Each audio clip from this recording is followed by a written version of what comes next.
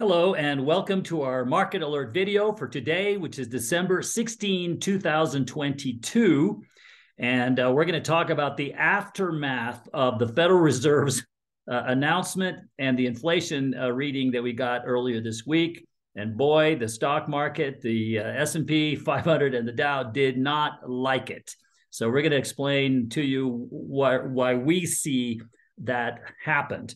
But before we do that, I want to give you a quick update. My grandson, Nathaniel, is now walking. My daughter sent me a video. They're joining us here this weekend, so that's exciting. I'm going to see him, Nathaniel, and my daughter, of course, and her husband. And he's going to be walking, so it's going to be interesting. But she sent me the video, and I told her, I said, your life has just changed forever, and you have no idea what you're in for. And if you watch the video of him, he's got this look on his face like, oh boy, am I going to get into a bunch of mischief. So anyway, let's talk about why did the market react the way it did to the inflation number, which came in, it was a good number. Inflation came down a little bit. What's wrong with that? It went from 7.7 to 7.1. And then the Federal Reserve came out and said, we're going to keep fighting the fight, and we're not going to stop until it's over. Same thing they've been saying all along. So why is everybody getting so excited? Well, it goes back to what we've been saying over the last several weeks. And that is that what the Federal Reserve is trying to do is they're trying to raise interest rates as inflation comes down, and they're hoping to meet. And where they meet is where they will stop raising interest rates. The reason why is because economics tells us that when the interest rate and inflation rate match, it drives down inflation. So the question is, where will they meet? So earlier this year, the thought was they'll meet at 4%. Oh my gosh, it'll go to 4. That'll be terrible.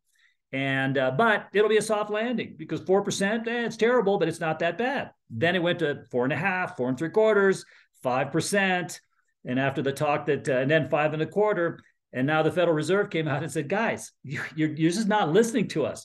We're telling you we are going to get rid of inflation, and if it causes a bad recession, so be it. And in fact, we're telling you that unemployment is going to go way up, and that you better brace yourself. And so the investors on the market seemed to be surprised by that. And it was like, wait a second, you mean you're not going to be our savior? You're not going to save us like you have for the last 20 years? Oh my gosh, you can't be so mean. Well, that's basically what it is. It's a recalibration as to where is that equilibrium point going to happen. And the higher that interest rate equilibrium point is, the worse the recession is going to be. And more importantly for us investors, the worse the bear market will be. And estimates are that if that that equilibrium rate is 6%, that we could see unemployment in this country rise to 8% or thereabouts, which is kind of where it was during the 2008 credit crisis. So, and you may recall that stock market crashed 57%. And we're only down about 20% here. So there is potential large risk on the downside as the Fed is finding its way to where is that equilibrium rate or terminal rate, as they're calling it. We don't know, to be honest. So therefore, we're happy sitting in cash. We're happy away from the storm. The Federal Reserve just raised interest rates, which means we're going to make more money sitting in cash in a money market fund. And as you guys know, we've been there since April. And in fact, we've been out of bonds since April as well. Why? Because when interest rates go up, bonds tend to go down. And that's reflected in the worst bear market in bonds since 1949 this year. So it's a mess. And the Federal Reserve, and I was interviewed by Reuters this week, and they asked me, what do you think about all this? And I said, there's a mismatch between what the market thinks and what the Fed thinks.